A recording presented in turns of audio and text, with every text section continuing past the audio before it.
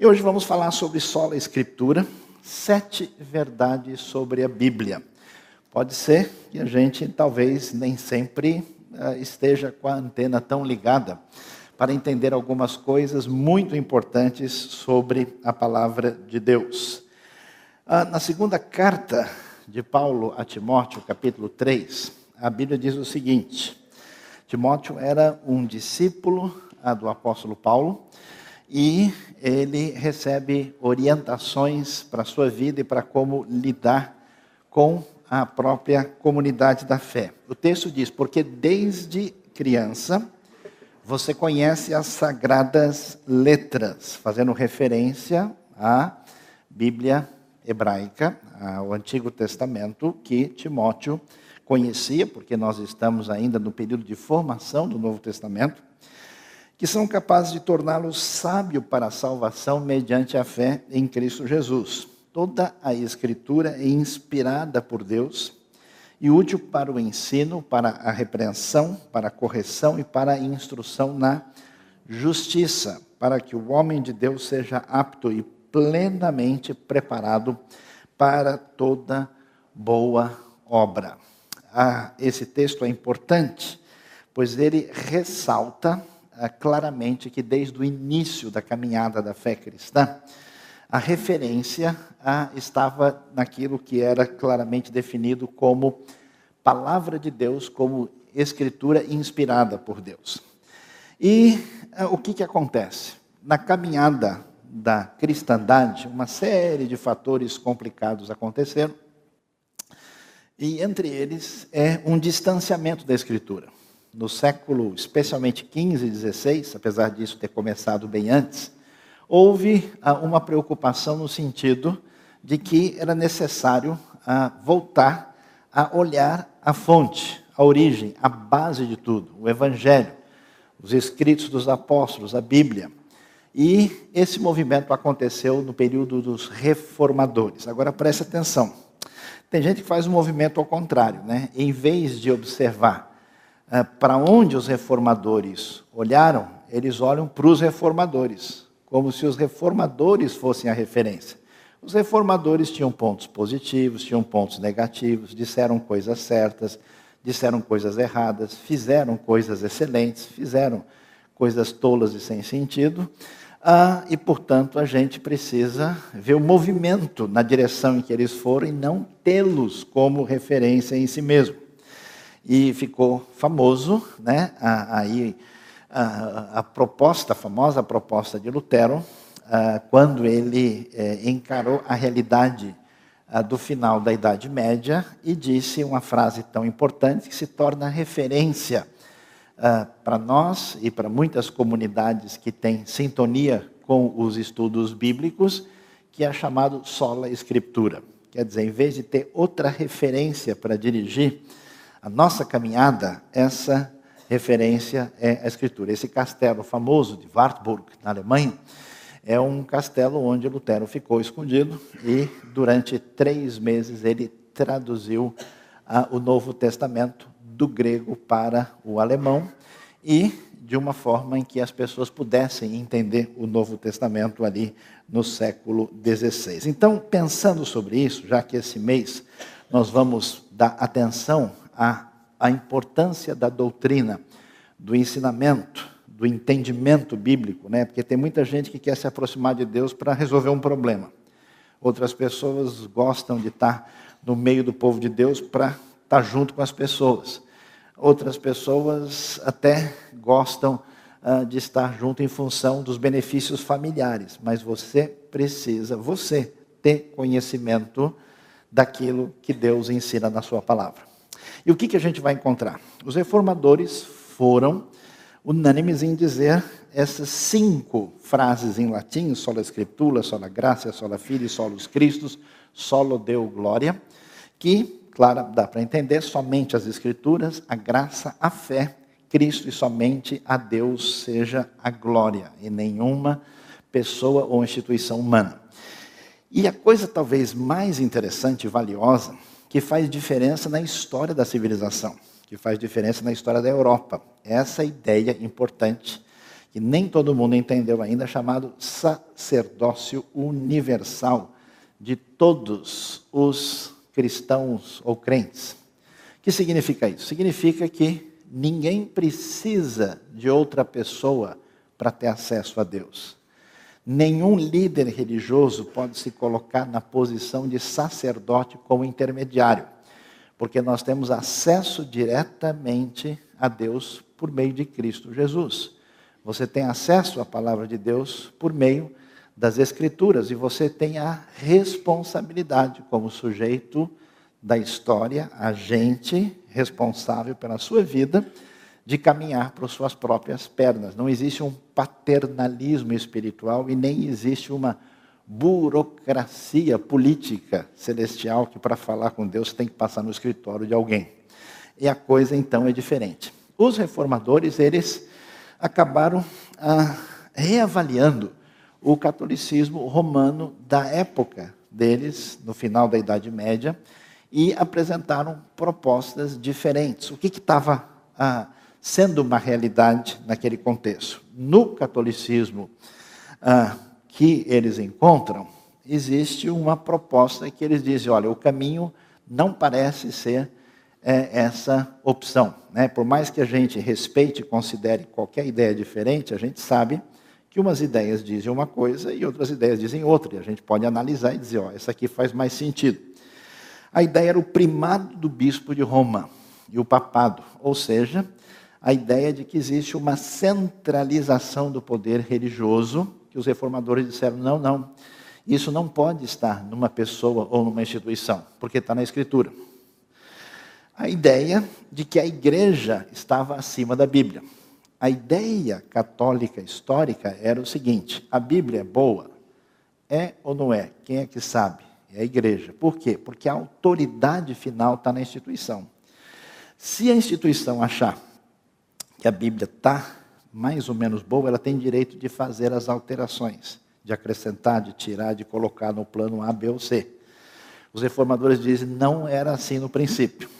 A igreja é boa, a Bíblia que sabe se ela está boa ou não. A autoridade é invertida. A base é a Escritura, e pela Escritura a gente avalia o restante. Na tradição católica a coisa se inverteu e caminhou numa direção diferente. Por isso, a tradição católica desenvolveu uma ideia, que é uma ideia teológica, não quer dizer que o Papa não tenha nenhum erro como pessoa, quer dizer que enquanto ele legisla em nome de Deus, não se discute. Isso é chamado de infalibilidade papal. Né? O discurso ex cátedra, ele é indiscutível, é considerado doutrinariamente como referência. O grande problema que a gente levanta, porque é que os reformadores foram numa outra direção, é que a história da tradição da igreja medieval e as mudanças que elas tiveram, vai sugerir que essa autoridade é questionável. Por exemplo, num determinado momento, a igreja reagiu de uma forma diante, por exemplo, da ciência. Depois de um tempo, reagiu de uma maneira completamente distinta. Num determinado momento, a igreja disse uma palavra extremamente negativa e ruim contra os judeus. Depois de uns anos, ela mudou esse discurso. A mesma maneira foi em relação às outras tradições cristãs. Depois mudou. Então a pergunta é, se de fato a igreja ou qualquer igreja tem alguma autoridade especial, como é que isso se estabelece se cada século ela tem uma ideia diferente sobre o assunto? A ideia de que a gente não só não tem acesso diretamente a Deus, mas a gente precisa ser ajudado por outros intermediários. Então, historicamente, houve a figura de Maria no Novo Testamento, é muito respeitável, uma pessoa extraordinária, mas nunca houve a sugestão de qualquer adoração ou veneração de Maria ou Miriam, a mãe de Jesus. Nunca houve a ideia de santos, de imagens de pessoas da fé cristã. No Novo Testamento mesmo aparece o Pedro famoso, né, muito conhecido na nossa realidade como São Pedro, que quando ele está lá diante do anjo que aparece diante dele quando ele vai para Cesareia, e imediatamente ele se prostra para venerar, adorar o anjo diz, não faça isso não, né? Porque não é esse o caso. Cornélio, desculpa, estou invertendo a informação aqui, Cornélio faz isso para tentar venerar Pedro, Pedro rejeita, e o apóstolo João tenta venerar o anjo no Apocalipse, isso também não é aceito. Portanto, essa realidade não funciona assim. E outra ideia diferente é que com o tempo a igreja valorizou tanto o ritual, que ela dizia que o ritual tinha poder quase mágico nele mesmo. Por exemplo, a pessoa toma comunhão e se afirma que o corpo físico de Cristo está ali. E que a pessoa recebe uma graça especial, diferente, e isso é chamado de sacramento. Aí os reformadores dizem, olha, isso não pode ser desse jeito, porque a gente não encontra esse tipo de raciocínio no Novo Testamento. E com tanta, vamos dizer assim, ideia tão variada sobre a salvação, os reformadores chegam à conclusão de que a salvação em Cristo Jesus e a suficiência de Cristo acaba sendo dividida, porque a pessoa tem que aguardar a decisão da igreja, tem que aguardar os sacramentos, tem que aguardar a ajuda de uma série de intervenções, é uma burocracia espiritual muito grande, e isso vai muito de encontro, em oposição ao ensino do Novo Testamento. Em função disso, é que a gente, então, tem um caminho que toma conta da Europa em vários lugares. Todo mundo conhece, nós ouvimos aí o Einfestburg, né, o Castelo Forte de Lutero. Lutero é um reformador que vai nessa direção. Na Suíça, especialmente em Zurique, Ulrich Zwinglio também chega à conclusão que é necessário realinhar os caminhos da teologia e da prática. O francês João Calvino, em Genebra, na Suíça, também vai nessa direção. A reforma de Calvino teve reflexo direto no Brasil. A gente não sabe muito disso, né? As invasões francesas que chegaram aqui, a invasão que chegou no Rio de Janeiro, tinha um bom grupo que era decorrente daquele grupo chamado huguenotes, que eram exatamente os chamados reformados calvinistas de fala francesa.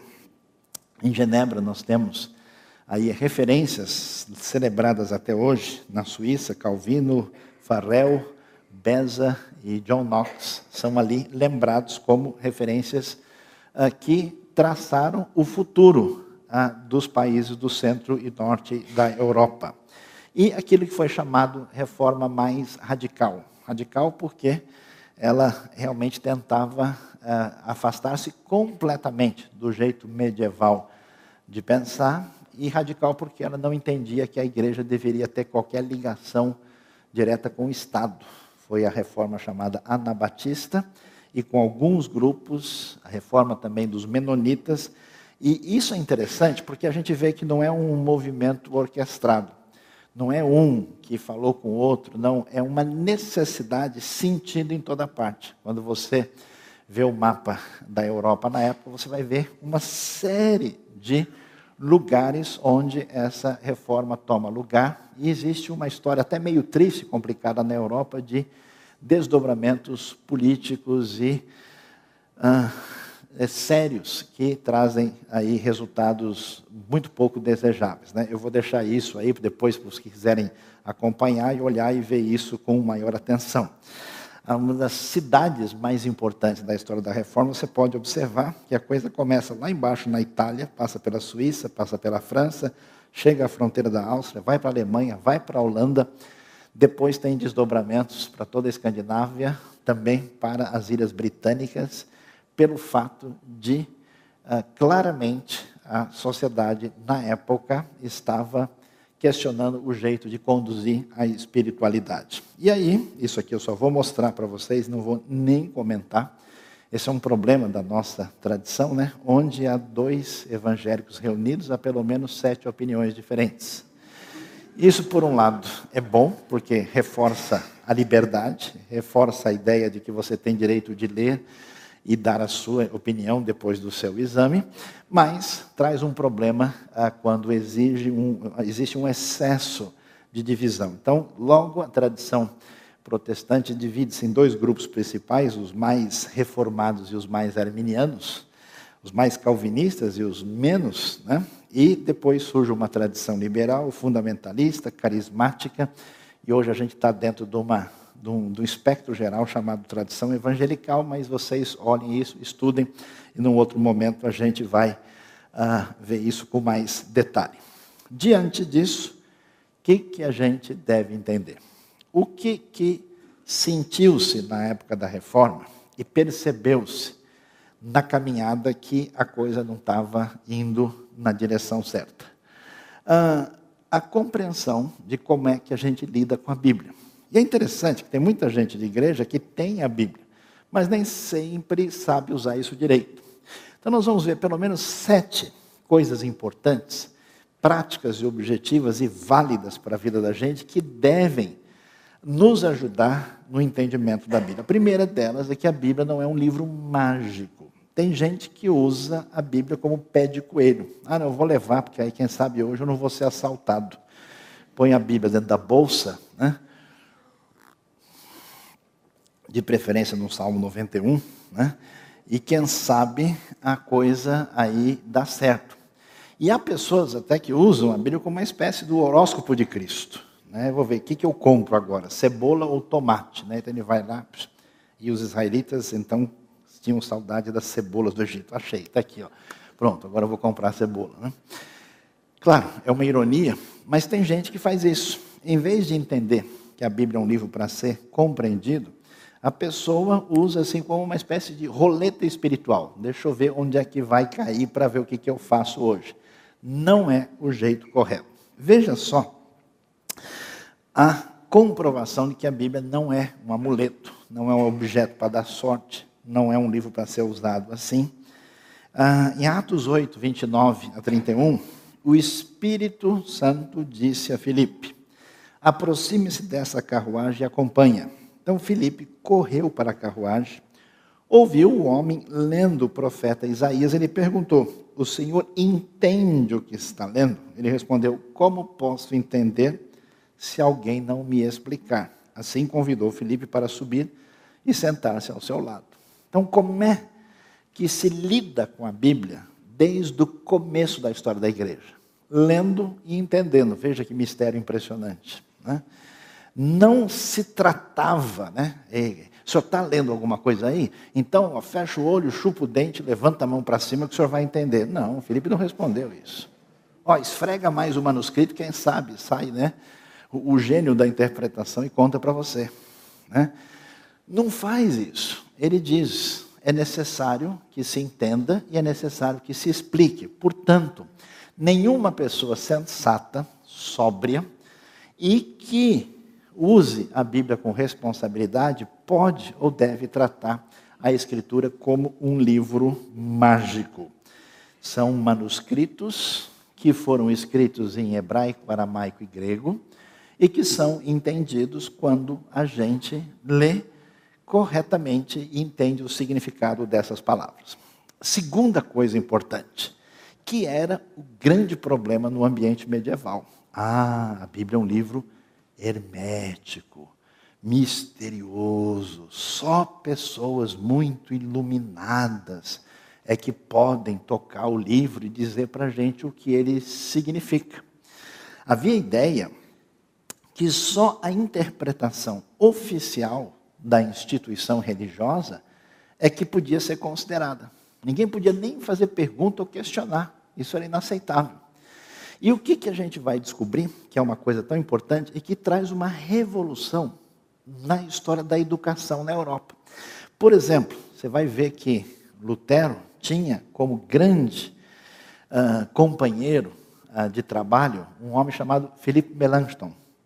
Melanchthon vai desenvolver um método de educação que vai ser a referência para a educação europeia toda, por causa do conceito de que todo mundo é igual, todo mundo está numa mesma situação, ninguém é melhor do que ninguém.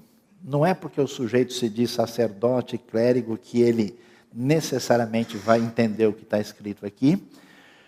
O que existe é o texto, e o texto tem que ser lido e entendido com responsabilidade. Por isso, aí você vai ver, né, como a coisa funciona. Quem é que vai explicar a Bíblia para você? Você. Ah, mas como? Eu não sei. Aprenda. Ah, mas eu não tenho esse conhecimento. Está na hora de ler. Ah, não, mas o pastor explica para mim. E se ele errar? E se ele tiver informação equivocada? Ah, mas o Saião estudou muito. Mas vai que ele travou nas 4 horas, está precisando de uma oração forte e o negócio está feio. Ou seja, você tem a responsabilidade de caminhar. Olha a proposta da Escritura. Quando Paulo sai anunciando o Evangelho, e ele está na segunda viagem missionária, e ele vai passar por uma cidade chamada Bereia. Atos 17, 11 diz o seguinte: os bereanos eram mais nobres do que os tessalonicenses, pois receberam a mensagem com grande interesse, fazendo o quê? Examinando todos os dias as Escrituras para ver se tudo era assim mesmo. O ambiente mais fácil de manipular as pessoas e levá-las para a direção errada, inclusive até para suicídio, é o ambiente religioso. Então, se você não tiver a responsabilidade de você prestar atenção, estudar, ler e compreender e raciocinar com a sua mente na Escritura, você corre o risco de trocar gato por lebre e se dar mal. Todo mundo pode entender a Bíblia. A pessoa não precisa ser mágica, nenhuma espécie de criatura fora do normal para entender o texto. Ele tem que ter a compreensão do que está lá e compreender adequadamente o que a gente vai falar na sequência. Terceira coisa importante. A Bíblia, ela se apresenta como um livro diferenciado. Todos os livros têm coisas boas e outras não tão boas. Tem acertos e desacertos. Quando os autores escrevem, eles dizem, olha, isso aqui eu não estou escrevendo porque deu vontade. Isso aqui eu não estou escrevendo porque eu estou achando que é uma ideia boa. Ele diz, não, Deus mexeu comigo. E essas palavras, conforme o texto de 2 Timóteo que a gente leu, o grego diz lá, theopnestos, são literalmente sopradas por Deus. São literalmente inspiradas, ou seja, a autoridade por trás do texto é, conforme a própria Escritura, a autoridade que vem de Deus. Então veja 2 Pedro, capítulo 1, verso 20 e 21. Diz o texto assim: antes de mais nada, saibam que nenhuma profecia da Escritura provém de interpretação pessoal. Pois jamais a profecia teve origem na vontade humana, mas homens falaram da parte de Deus, impelidos, impulsionados, motivados pelo Espírito Santo. Então você pode pensar, será que é assim? Se não for assim, a Bíblia está enganando. Se for assim, você corre perigo se você for numa outra direção. Quem será que está certo? Você ou a Escritura, que tem atravessado os séculos e mudado a história humana como nenhum outro documento já fez.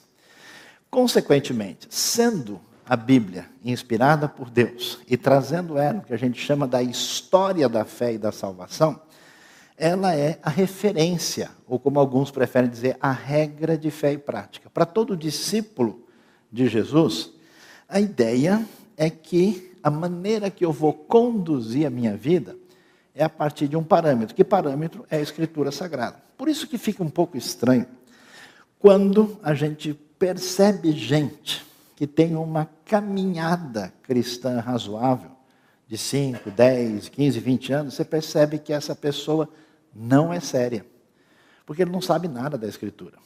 Ele fala o nome de Deus, ele usa o nome de Jesus para dar sorte.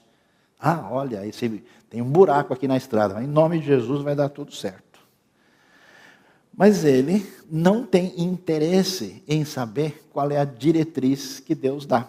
Como é que a gente deve lidar nos negócios, na família, na vida, nos conflitos, na hora que alguém nos ofende, assim por diante. João 17 diz, santifica-os na tua verdade, e a palavra é clara. A tua palavra é a verdade. Portanto, a gente precisa considerar isso. Eu tenho visto que até pessoas de ambiente religioso, vamos dizer, com uma certa gradação aí, hierárquica, são pessoas que deixaram de ter o texto bíblico como referência. Escolhem alguma outra coisa que imediatamente você vai ver que para essa pessoa é uma referência maior. A pergunta que a gente faz, então, é essa, né? Qual é o fundamento da fé? Descobriu? Como é que você dirige a sua vida? Só tem 3 opções.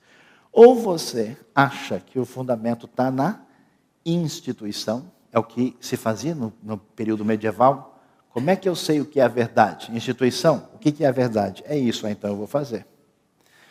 Ou, se o sujeito não aceita a autoridade da instituição, ele vai chegar à ideia mais, entre aspas, brilhante possível.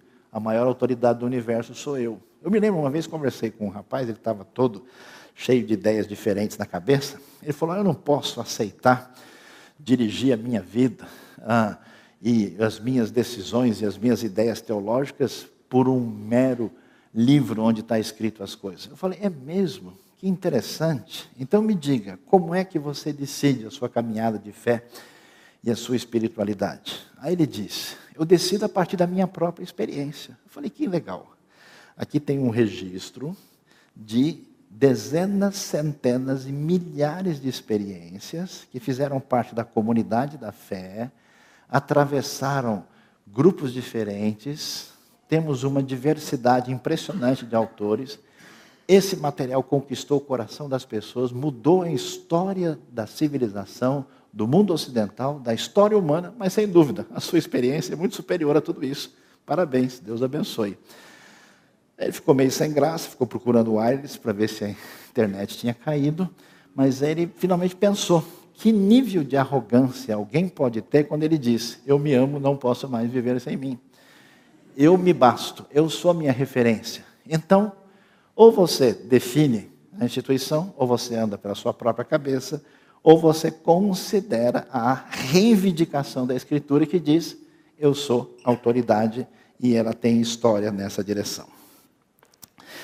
Esse livro, que se apresenta como verdade, como palavra inspirada de Deus, ele se apresenta como revelação de Deus. Qual que é o sentido disso? Revelação quer dizer um descobrimento.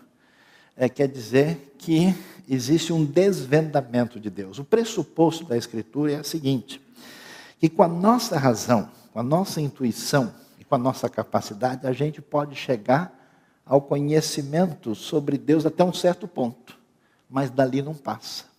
Então é necessário que Deus se mostre a nós, porque pela nossa cabeça a gente não chega. O famoso grande literato britânico C.S. Lewis, que se torna cristão convicto, ele era ateu em 1929, um grande catedrático de literatura medieval. Ele escreveu um livro que ficou muito conhecido, chamado Surprised by Joy, né, que ele foi surpreendido pela alegria. E ele disse que a coisa mais impactante que a revelação bíblica teve na vida dele, que ele sendo um grande gênio na área de literatura, ele disse, as ideias fundamentais que aqui estão, não pode ter surgido da cabeça de ninguém. Elas não são encontradiças, não tem isso em outra literatura, em outro lugar. Elas são muito peculiares, são muito diferentes. Então, ele falou, essa peculiaridade me chamou a atenção. Por isso, a própria Escritura vai dizer no Salmo 119, 105, que a tua palavra é lâmpada que ilumina os meus passos e luz que clareia o meu caminho. Isso significa, se a Bíblia é essa revelação de Deus, é uma revelação que tem plena autoridade. Ela não é um livro que se apresenta. O profeta não falava, olha pessoal, eu tenho uma sugestão para vocês considerarem. Ele começava o discurso dele dizendo como? Assim diz o Senhor. Ou o sujeito é maluco, ou o sujeito é enganador, ou ele está dizendo a verdade. Essas palavras que eu escrevo são fiéis e verdadeiras. Isso que eu estou dizendo, o apóstolo Paulo diz, eu nem merecia ser apóstolo, eu nem queria estar aqui nessa posição, mas o que eu estou escrevendo é verdade, e ai de mim se eu não falar para vocês. O nosso querido Amós falou, meu amigo, eu queria estar de boa, eu estava lá cuidando do meu gado, meu negócio era colher figo, e Deus disse, não senhor, o senhor vai lá fazer aquilo que eu ordenei você fazer. O Jeremias chega a ficar tão chateado que ele diz: Senhor, o Senhor me enganou. O Senhor me deu o maior chapéu. O Senhor me chamou para um negócio que eu nunca quis. E eu tento sair fora e não consigo. Quando eu tento, um fogo queima dentro de mim. Porque o Senhor me chamou para uma obra, para uma batalha que envolve muito sofrimento. E entre tudo isso que está envolvido é transmitir a tua palavra. Então a Bíblia se apresenta como plena autoridade. Um livro que não tem mentira, falsidade ou qualquer intenção de engano. É um livro isento de erros. Não, mas tem coisa lá que não se encaixa. É verdade que tem coisas que você tem que entender o contexto, tem que entender a época, o propósito do texto. Por exemplo, a pessoa diz: olha, achei um versículo na Bíblia que diz que o povo de Israel ficou lá no Egito 430 anos. E tem outro que fala que ficou 400, está vendo? Tem um erro. Um fala 430, outro fala 400. Um errou por 30. Ou a gente soma e divide e fala em 415 e está tudo certo. Como é que resolve isso? A pessoa precisa entender. Por que um texto fala 400 anos? Porque é um texto que está dando uma informação genérica. Olha, o Brasil, pessoal, foi descoberto há 500 anos atrás. Então ele diz, olha, o povo ficou 4 séculos como escravo. O outro texto está dando uma história pormenorizada. Aí ele diz o quê? São 430 anos. É como se alguém pergunta para você: quanto você ganha? Ah, eu ganho 5 mil reais. Se a Receita Federal perguntar, você não pode dizer isso. É 5.173,28 centavos. Depende do propósito do texto. Então, muito daquilo que o pessoal diz que é complicado, quando a gente entende, a gente vai saber por que o texto está assim.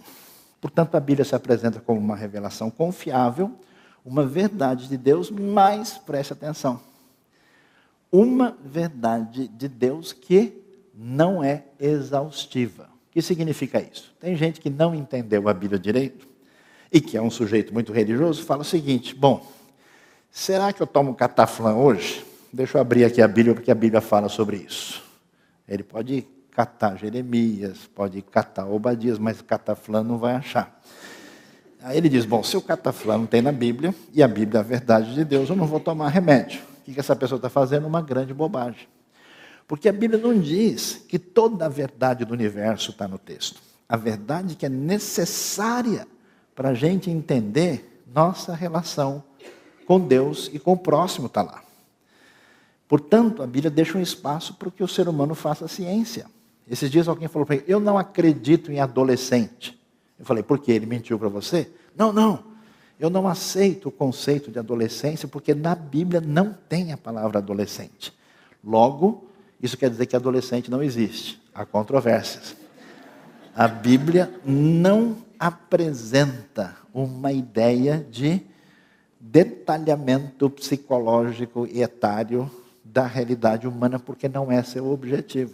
Então, por isso, algumas pessoas se perdem rejeitando a verdade da Bíblia, e outras pessoas se perdem tentando colocar no texto o que ele nunca pretendeu ensinar. A Bíblia não é um livro de fórmulas químicas, matemáticas, não tem H2SO4 lá no texto. Tem um cheiro de enxofre em alguns versículos, mas não tem a fórmula para a gente ver lá. Esse texto bíblico, portanto, aí você vê uma página do Novo Testamento grego, vai mostrar para a gente que a Bíblia precisa ser estudada. Por quê? Porque você pode ser gente boa, ter um bom coração, ser uma pessoa sincera, orar muito e vai entender errado.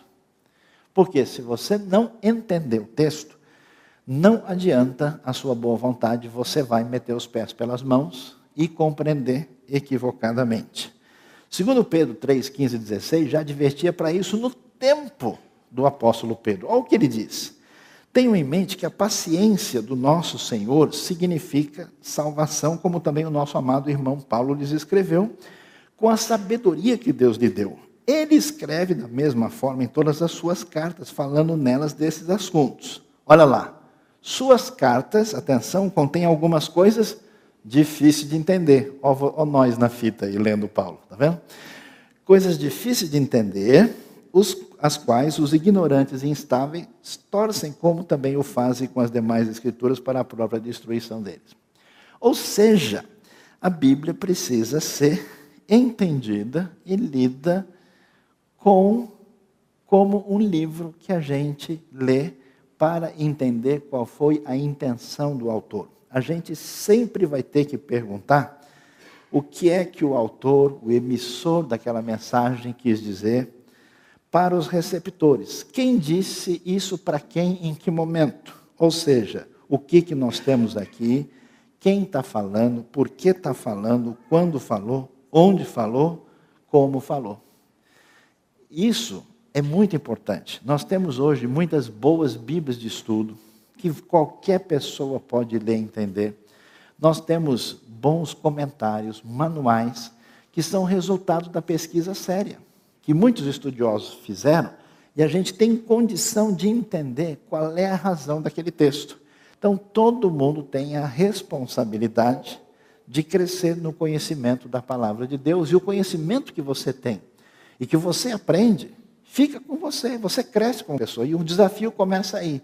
Nos últimos 2, 3, 5 anos, qual foi o tamanho do seu crescimento pessoal no conhecimento da Bíblia? Ou você acha que isso é meia dúzia de pessoas que tem essa responsabilidade e a gente abre mão da nossa responsabilidade? Não é assim. E, claro, a Bíblia deve ser lida de modo pleno, de modo completo. Por quê? Porque não é um livro que a gente vai poder saborear se a gente não entrar em sintonia com isso. Eu já vi várias pessoas assim falando, por exemplo, defendendo uma tese na área de literatura. Aí você vê a pessoa, eu sou apaixonado por Machado de Assis. Nossa, fico maravilhado a ler Shakespeare. Nossa, minha paixão é entender Goethe, né? A gente tem isso.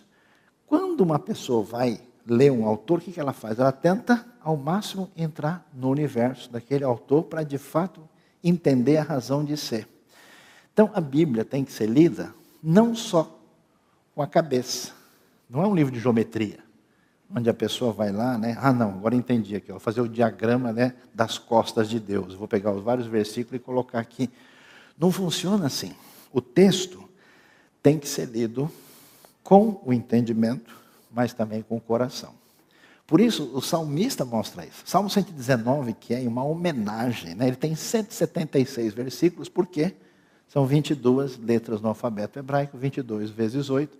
Lembra do tabuário do 22? Pois é, dá 176, né? Tudo organizadinho, bonito. E o salmista diz, como eu amo a tua lei, medito nela o dia inteiro. Por isso, na hora de lidar com a Bíblia, a gente precisa de 3 coisas. Mente, entendimento. Não adianta arrepiar, gritar, né, delirar, rolar no chão e achar que o texto vai entrar porque você fica maluco, né? A Bíblia não é um baseado. Amém, irmãos? Quem foi abençoado, levante a mão, né? Eu conheço gente que trata assim, segura ali e já começa a dar aquela delirada. Ele começa a ver os cavaleiros do Apocalipse, o cavalo branco chegando. Não é. Segundo, a Bíblia precisa ser lida com o coração. Porque se você não tem amor, intenção, sintonia para receber a palavra, ela não atinge você. O valor, o mel que está lá dentro, né? É igual, né, o chocolate com recheio dentro. Se você não morder direito, você não vai provar o caramelo. Falar essas coisas nesse horário é cruel, mas tudo bem, depois vocês orem por mim, né?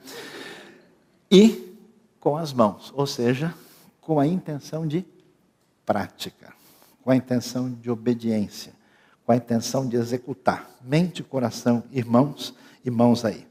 Aí, uma lembrança de D. Pedro II, o imperador que amava a Bíblia e lia todo o dia e admirava, de maneira muito especial, esse livro tão impressionante que tem mudado a história humana.